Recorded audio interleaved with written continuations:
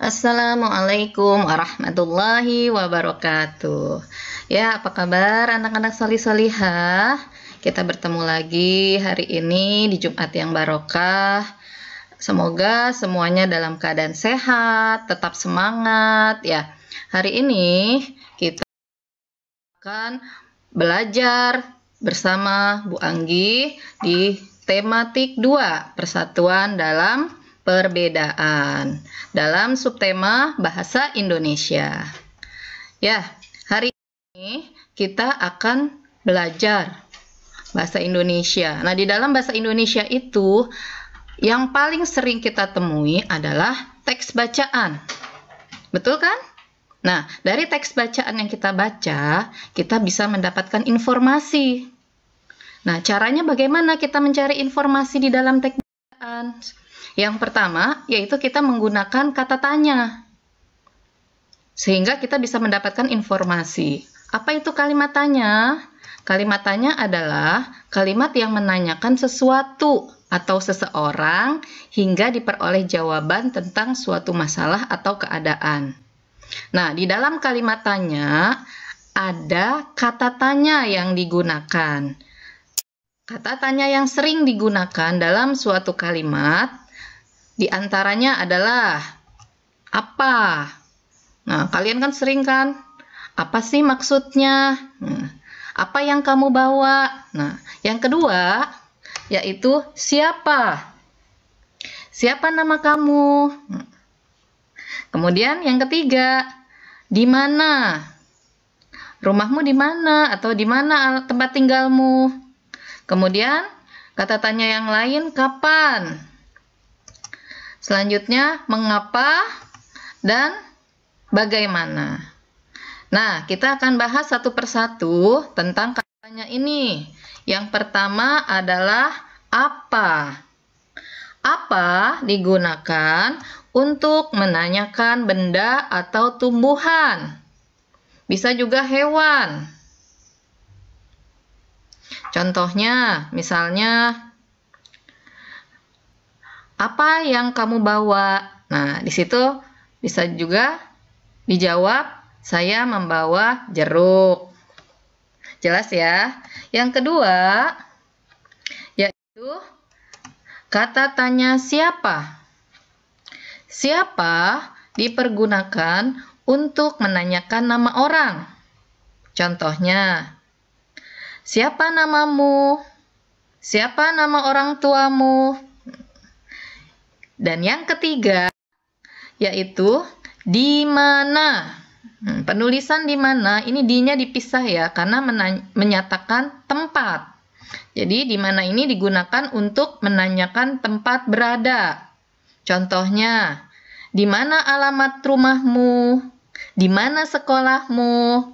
Nah, kemudian kata tanya berikutnya yaitu kapan. Kapan digunakan untuk menanyakan waktu. Kapan hari lahirmu atau kapan hari kemerdekaan Indonesia?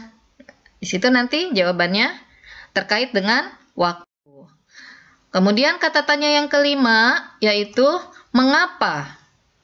Mengapa digunakan untuk menanyakan sebab atau perbuatan. Contohnya, mengapa kamu tidak masuk sekolah kemarin? Yang keenam, yaitu bagaimana. Nah, bagaimana ini digunakan untuk menanyakan cara atau kondisi atau keadaan. Atau bisa juga menanyakan sebuah proses. Contohnya, bagaimana cara memasak nasi? Nah, di situ nanti kalian jawabannya, cara-caranya atau step-stepnya dijelaskan. Nah, ketika kita bertanya, kita juga harus memperhatikan adab. Karena dalam Islam itu semua serba diatur, ya. Bagaimana cara bertanya yang baik? Yang pertama, gunakan bahasa yang santun. jelas, dan mudah difahami. Yang kedua, bertanyalah terkait sesuatu yang bermanfaat. Jadi, ada manfaat yang kita dapat dari pertanyaan yang kita ajukan. Yang ketiga, berikanlah apresiasi atas jawaban yang diberikan. Contohnya gimana? Ketika kita sudah mendapatkan jawaban dari pertanyaan kita, maka ucapkanlah terima kasih.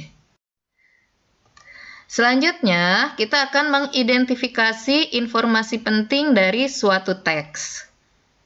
Nah, berdasarkan kalimat tanya yang sudah kita pelajari sebelumnya, kita dapat mengetahui apa sih informasi penting yang terdapat di dalam teks tersebut. Kita lihat, di sini ada peristiwa proklamasi kemerdekaan Indonesia terjadi pada tanggal 17 Agustus 1945. Dari teks tersebut, terlihat informasi pentingnya yaitu pada tanggal 17 Agustus 1945. Maka, dari situ informasinya kita dapatkan adalah informasi tentang waktu. Nah, ketika kita sudah dapat informasi tentang waktu, kita kaitkan dengan kata tanya apa yang tepat untuk menanyakan waktu? Ya, yaitu kapan. Nah, dari sini, sesudah kita mendapatkan kata tanya yang tepat, maka kita buat kalimat tanyanya, yaitu kapan terjadinya peristiwa proklamasi kemerdekaan Indonesia? Maka jawabannya adalah peristiwa proklamasi kemerdekaan Indonesia terjadi pada tanggal 17 Agustus 1945. Nah, kemudian dari teks penyusunan proklamasi kemerdekaan Indonesia ini, coba perhatikan paragraf berikut. Teks proklamasi kemerdekaan Indonesia disusun oleh Soekarno, Muhammad Hatta, dan Ahmad Subarjo di Rumah Laksamana Maida di Jalan Imam Bonjol nomor 1. Naskah tersebut disusun dengan cara mengumpulkan ide dan juga mendiskusikannya terlebih dahulu. Dari paragraf ini, kita bisa mendapatkan informasi penting. Di sini ada 3 informasi penting yang akan kita dapatkan. Yang pertama terkait nama, kemudian yang kedua alamat, dan yang ketiga tentang cara.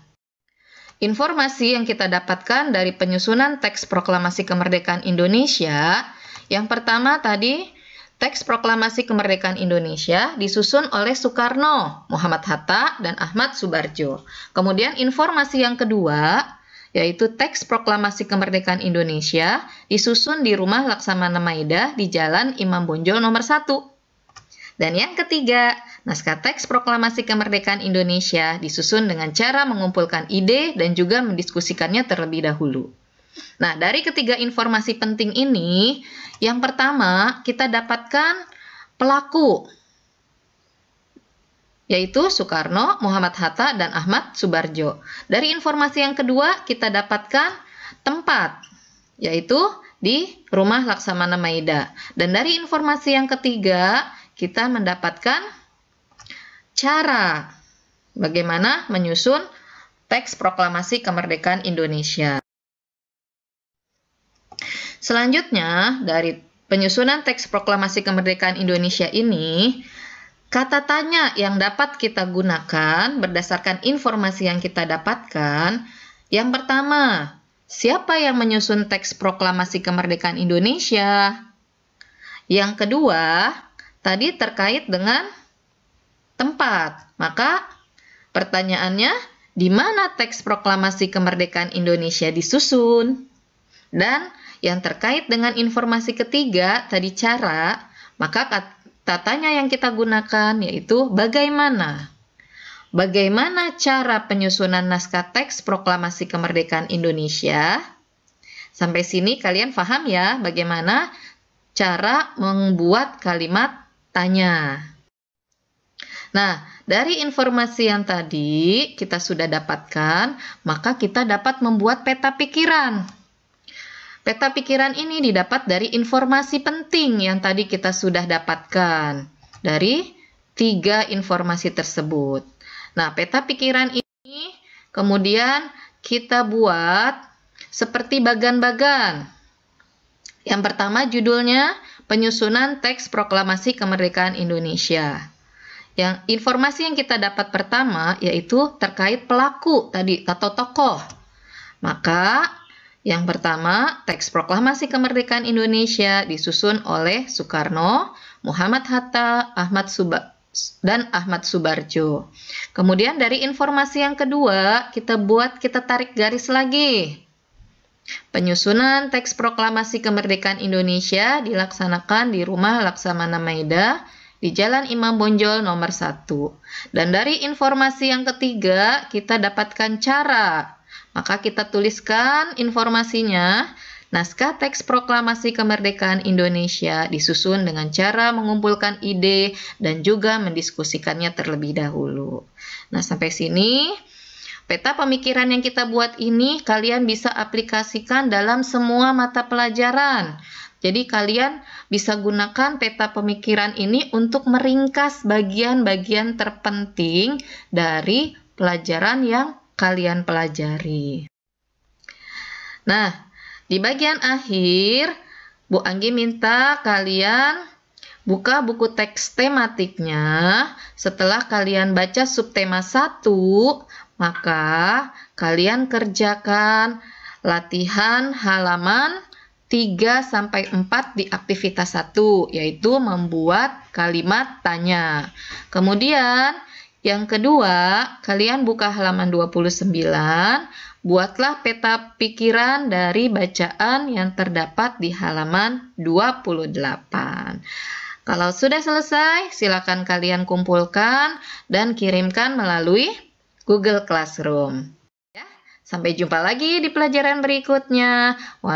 Wassalamualaikum warahmatullahi wabarakatuh. Jangan lupa di like and subscribe ya.